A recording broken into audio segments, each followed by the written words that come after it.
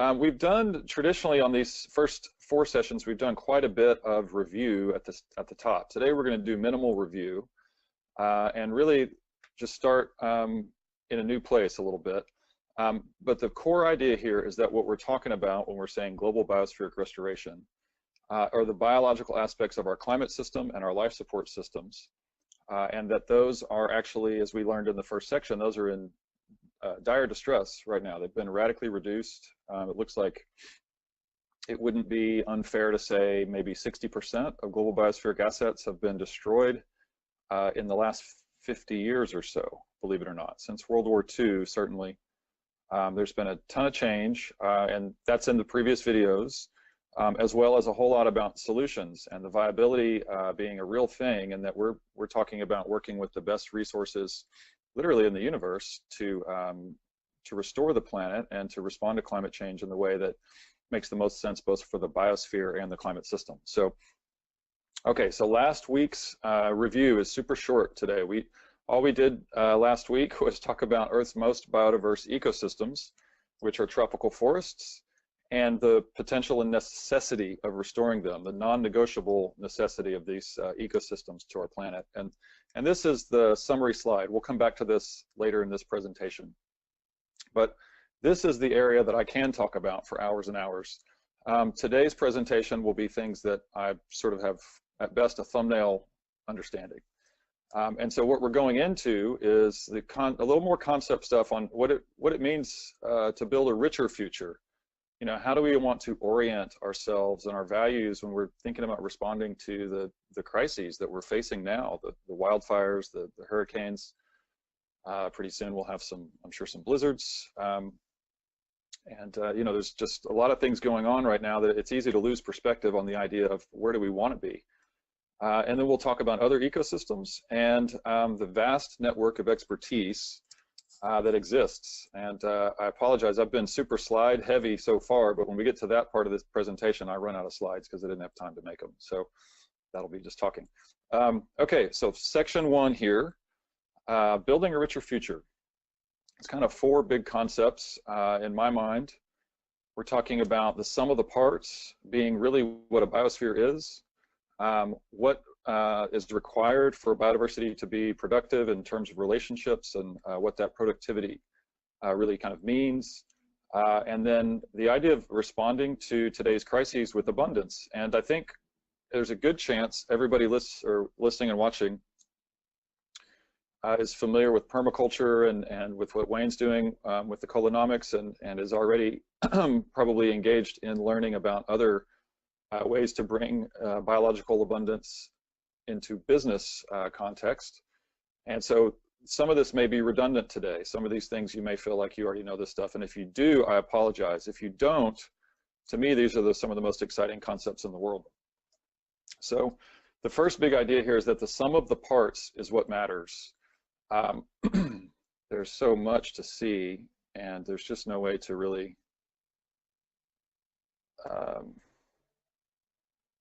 create a endless archive of photos. This isn't even the tip of the iceberg.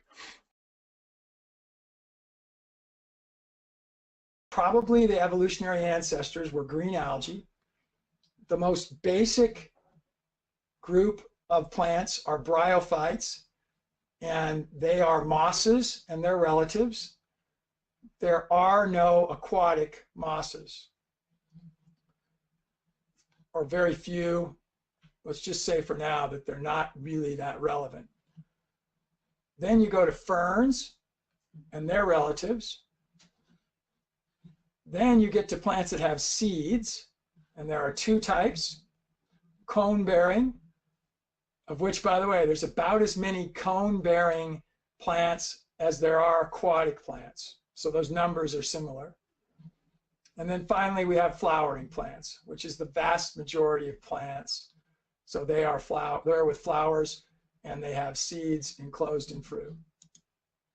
So here's the breakdown. There are 235,000 species of flowering plants, about 15,600 of mosses and ferns, 11,000 of, mosses, and 11,000 of ferns, and 760 of cone-bearing plants. So I was a little bit off from the total numbers. This total would be closer to 260 rather than 255. And there are 760 conifers, cone-bearing. And again, no one else is putting in another answer. Don't be shy. Your answer might not be right, but it's not a bad answer.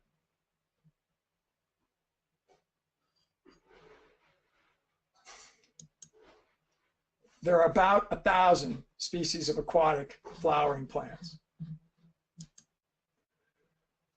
There are three main parts of plants. There are roots, which absorb water and nutrients, and they create the anchor or the foundation for a plant. They have leaves, which are where photosynthesis occurs. And they have stems. And stems are the rigid tissue that supports the leaves and also transports substances back and forth between the leaves and the roots. So I'm not going to go into a lot more detail of that.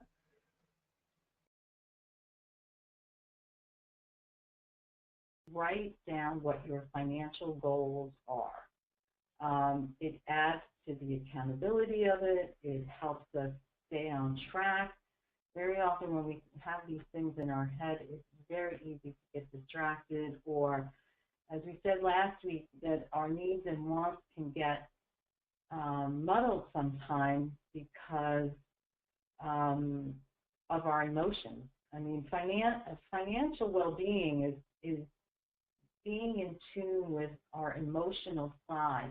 Money means something to every single person and probably means more than one thing to everyone. And that's the holistic side of the financial planning. Tonight we're going to do more tactical, but I don't want to lose sight of the fact that the reason that some of these very basic things don't get done is that we don't deal with the emotional side of managing money. So one of the tactics that you can use to help overcome that is to write down a plan. And then you must review this plan. It's not good enough to write the plan, but at least annually to take a look and see if you're making headway on these plans, or do these plans need to change because other life events have occurred. So very important. So then the other part of this, and we talked a little bit about this last time, about setting goals. And I find that people have trouble with goal setting because they don't understand, what if I have multiple goals? And I only have a certain amount of money to save, so how am I going to manage that? So if you take a look at the chart, you have short-term goals, which are less than 5 years, midterm, which is 5 to 12, and then long-term 12 plus, right? So you just write down the due date, when is it due, when do you want to accomplish this goal, how much do you think you might need, and how much you're going to commit, to saving. So, and then the allocation on the side. So let's look at an example. So I might want to buy a home. Now this could mean even if you're going into retirement, you may want to purchase a second home, you may want to purchase a different home, and I'm saying that this is 5 years. I'm talking about having only $100 to save in this example, okay? So, and then my midterm goal, I have college tuition, and then I want to retire. So I only have this $100. So I'm going to put the majority of the money towards my short-term goal, right? I'm going to put $60 to that, and then I'm going to put $20 towards college and $20. And the reason that I can afford to do less for retirement, and that when I talk to younger people, they're often like a little baffled that I'm telling them to put less away for retirement at this point, because you need less capital if you have more time. So time is your friend. Tell us a little bit about, let's go into that area, because that's something I'm really not familiar with. I think I may be a little bit, because when I go to my chiropractor, obviously they're dealing with the back and yes. They're adjusting you and they're getting your spine all aligned so that the nerves flow right. Well, my chiropractor does some stuff where he touches and puts pressure on my head and different areas. Is that what cranial sacral Yeah, well, therapy is? it's a little, let's see, the touch is a little less less forceful or less pressure often than is used in some chiropractic techniques. And it's working with the craniosacral system. So if you don't mind, I'm going to grab a prop here for a second. Perfect, perfect. Okay. This is my friend Harry. Oh, that's awesome. Yes, because he has no hair. I love it. The craniosacral system is comprised of the cerebral spinal fluid, which kind of coats and protects our brain. And it goes all the way down kind of this hole here where your spinal cord comes out. And so that cerebral spinal fluid kind of protects that part of our nervous system. And it's a dynamic fluid, so it has an ebb and a flow, which we call the craniosacral rhythm. Now, you traditionally learn in med school that these bones where the different colors are, that these sutures all fuse once we reach a certain age in development. But there actually is a little bit of that you can palpate a little bit of movement at the sutures.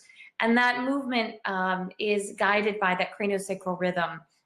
And when we've had past injuries, you've had, like, you maybe played soccer and you did a lot of little head balls, or fell off your bike and, maybe landed and put some pressure here. You might then create a level of stress and tension that then translates through the connective tissue layers surrounding the brain and protecting the brain, that meninges, or the dura, they call it. So, and that connective tissue from the dura then also connects to the connective tissue that surrounds our whole body. It's all one big sleeve. And so a tug and pull in one place, like on a shoulder, can also impact the opposite hip. And so being able to feel where and how people have adjusted to or compensated for traumas, physical and or emotional, which we can sometimes hold emotional trauma in the tissue.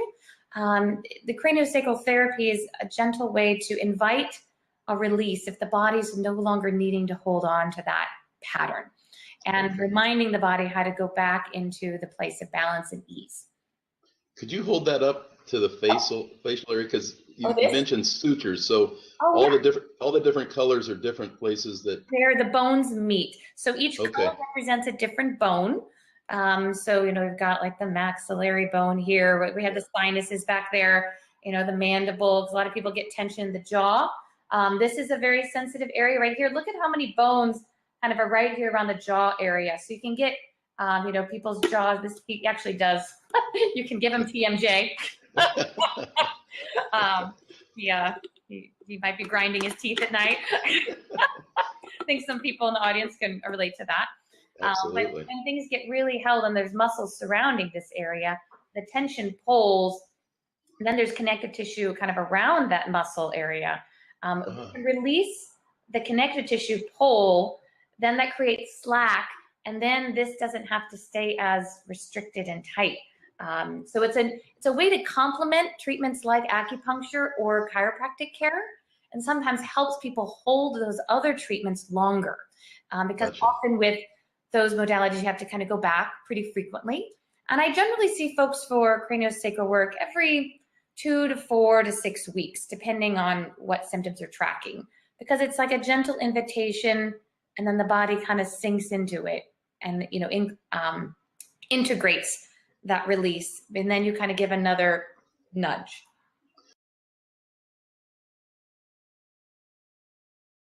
What I'll say is, without your health, you really can't do any of that.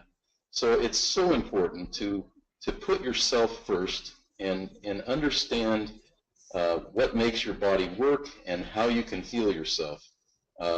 Without some of the bad drugs that are out there, there's a lot of good drugs obviously too, but there's just a lot that your body can do for itself, and that's what we're trying to teach you through this series. I'm just amazed almost in preparing for these series how amazing our body is. It's a wonderful, wonderful system, and it's just unbelievable how it works. It's obviously a perfectly designed machine, and I'll leave that at that.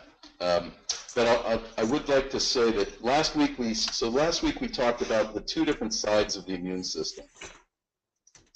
And, you know, obviously the immune system is there. It's a specific area in our body. It is through our whole body. It works through specific cells, specific organs and glands, and different tissues. Obviously, the role of immunity is very essential to our health. If we don't have an immune system, we die.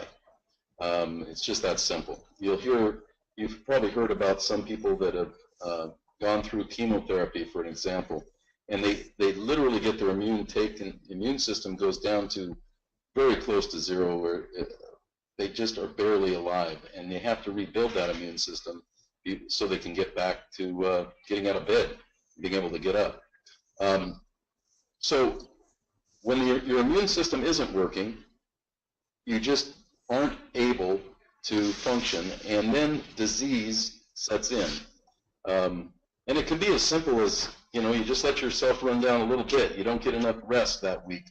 You don't get quite the right nutrients, and you catch that cold or a flu that puts you out of work for 7 or 8 days, or even just 2 days. But it can be very valuable time that you're missing. So it's really important that we understand. And then last week we got into the two different types of the immune system. I'm going to jump ahead real quick here. There was the innate immune system and the adaptive immune system. And today we're going to talk a little more in detail about the adaptive immune system. And last week was real kind of technical, and we got into all these different cells and went through each cell. We're not going to do that today. We're going to specifically go and discuss the CD4 cells and the CD8 cells and how those work, where those come from, how they're created in the body, and why they're so important. Because those are key cells in our immune system. And we all have them, and we all have to have them for our immune system to work properly. And Dad, jump in here anytime if I'm if you need to, or if I'm not covering something that we talked about. Well, we're gonna in lieu of that, we're also gonna touch briefly on natural killer cells and beta lymphocytes, or B cells. So okay. we're gonna just, you know, it's kind of touch and go with all of them because they're all woven together pretty well. Yeah. So last week we went through each one individually and tried to give you an idea of what they did. Today we're going to hit the more important ones, let's put it that way, and they're all important, so that was the wrong word, but we're going to hit certain ones that we feel that you need to understand why they are so important, and that's what we're going to try and cover today. We're also going to cover today, wait a minute, hold on a minute. Sorry guys, I should go out of this, but I'm jumping through here. So we talked about the innate and the adaptive. We're going to talk more about the adaptive today. We're also going to hit on a particular gland, and we're going to focus on the thymus gland. I'm going to just introduce Evan real quick. We're going to have fun here for the next hour, as we always try to do. We try to make it right on time to get through with this so that everybody has a chance to get on to what their lives are. Please put your questions on the screen if you have them for us.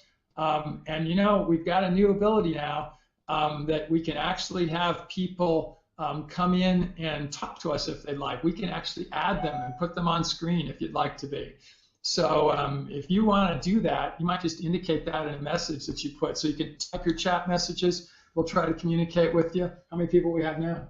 Because it'll go, yeah, so there's 5 people watching us on Meerkat, and we'll just have some fun. So what we'll start with is just to let Evan talk about himself. Evan and I met, I think for the first time, quite a little while ago, actually over LinkedIn, and then we've recently connected quite a bit more frequently, and we're actually hopefully going to be doing some fun stuff together, collaborating on some things. And so I'm just going to turn it over to you, Evan. Just tell us a little bit about yourself and your business, and just sort of give us an introduction. Yeah, well, I appreciate you having me today, Wayne. My experience has been, basically to wade into the environment of health and agriculture as a novice, which I think is the position that most people start out in. And what my business, all encompassing, has become is kind of a methodology of how to get more people involved and how to allow them to have their own moment of kind of coming to terms with how we teach ourselves versus how we actually leverage the power of the natural world in farming and in health. So I started a business over 13 years ago called Progressive Gardens, and it's a retail gardening store. And I've since started a company called Progressive Farms that is a farming business. We have a 10-acre farm that we're contracted to grow in our town and in Wilmington, North Carolina. And it's also a product development and distribution company that sells and consults to farmers and lawn care companies and retail garden centers all over the country and all over the world, for that matter. So we're on the cusp of starting a rebranding of our project that we're calling Be Agriculture. And the concept being that we want to invite people to be a part of agriculture, really, whether you like it or not, you already are. So, we're trying to champion ideals such as, as Wendell Berry said, eating is an agricultural act. What we think, we grow. It's been my experience and it's my opinion that, people that are informed and that they're operating in ways and using their buying power to really encourage what they want to see, that's a much more healthy tool to affect the change that we want to see than it is lobbying or, any other matter of social change. So, my experience has been through the ins and outs of all of these environments, and I really appreciate the opportunity to be here to talk a little bit about what we do and maybe how we can connect with more people to do more of it. That's great. Boy, there's been some really cool pictures that I've been seeing, and the audience hasn't yet, but I know we're all going to see all of them. And I saw one that was really cool. I just got to use this one. There was a Ford truck in there. What year is your Ford truck that the banner was on? You ask about the truck. Oh, trusty. It's in 1985, late model, just had fuel injection. So it's actually got about 80,000 miles on it. How do we understand how these systems are going to work? And if you live in a place like this is just something you're going to have to deal with. Fire is a part of it. Now, eliminating parasites, mistletoe. You may want to eliminate them because you don't have as good tree growth. It's not as straight and as tall. These trees obviously will grow slower than if they had green all the way down. But we also want to think about this. This is actually a very useful product. Anybody who has Christmas and people who kiss each other, you can be selling mistletoe for the holiday season. And actually, I've worked quite a bit with growers in Oklahoma, actually supplying mistletoe to medicinal herb companies. It's used as an anti-cancer compound. I don't exactly know how it's used, but that's used in the herbal cancer apothecary. But the fire tends to retain the fire-dependent species on an area. So if you're in an area that is ponderosa pine or jack pine, it'll burn through, the seeds will come down, it's favorable conditions for that species. And the jack pine will regenerate, and then the fire comes through and the jack pine will regenerate. The southern pines, red pines, white pines, lodgepole pines, oaks of the whole oak savanna region, whether it was California, the whole southwest oak savanna, the front range of the Rockies oak savanna, or the whole midwestern humid oak savannas.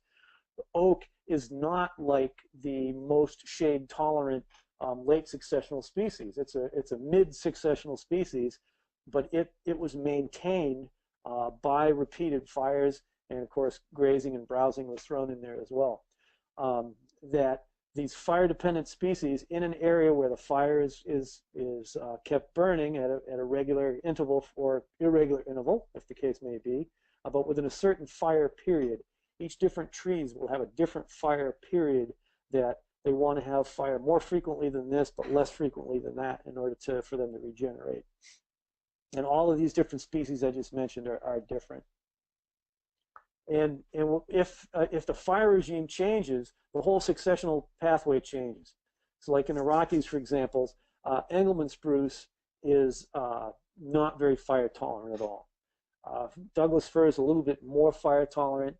Ponderosa pine is very fire tolerant, and eventually have these beautiful ponderosa pine savannas with the grasses underneath. Well, if the fire is even more frequent, even these trees will get damaged. There'll be fewer and fewer ponderosas, and it'll eventually turn into a grassland. That's the fire's more frequent. Less frequent, it'll be more Engelmann spruce.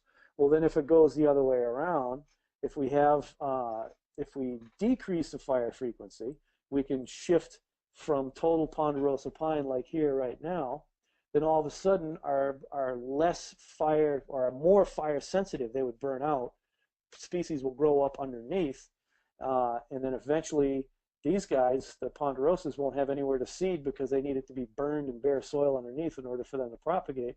So then it'll become Douglas fir and eventually Engelmann spruce.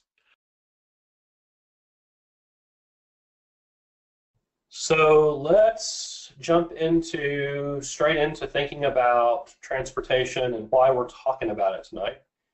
And I guess the reason I thought it was so important to talk about is if you look at total energy consumption of just about any developed country, you'll notice that transportation to energy use takes up a very sizable percentage of the total energy used for all purposes by that civilization.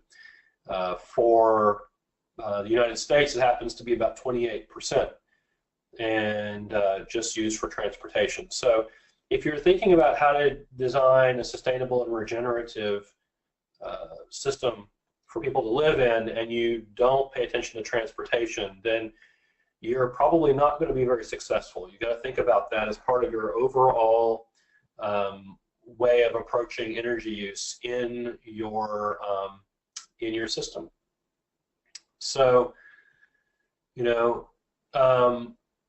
since we are talking about something that takes up about a quarter of all the energy consumption in a lot of the developed world, you're going to have to address it if you're going to operate in the real-time energy budget of the sun, which is one of our goals as ecological solar designers. It's to be not running off of mined out of the ground fossilized sunlight, but instead to be running on a real-time energy budget the sun is giving us.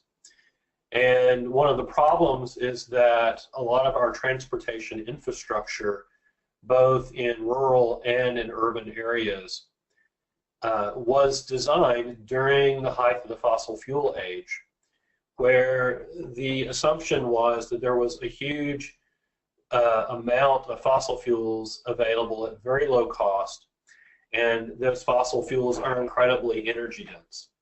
So it allowed us to, by making use of that and drilling up a lot of those fossil fuels, it allowed us to create very energy intensive transportation infrastructure. And you start looking, we talked a couple of weeks ago, we started talking about conservation, about exactly how much energy is in, say, a gallon of gasoline.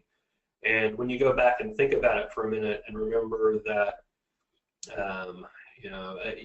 an average car today in the US can go something over 30 miles, going 70 miles an hour. That is a lot of energy when you're thinking about moving several thousand pounds that fast against air resistance. That's a lot of energy. And because we've had so much energy and it's been so readily available, we have created whole setups in our urban, suburban, and peri-urban areas that depend upon very inexpensive transport of people and goods in order to operate. And that's something we're going to have to really think about if we're going to get to something that can operate on the real-time budget of the energy budget of the sun and not be dependent upon fossil fuels. And because if we stop and we look at it, what you're going to see is that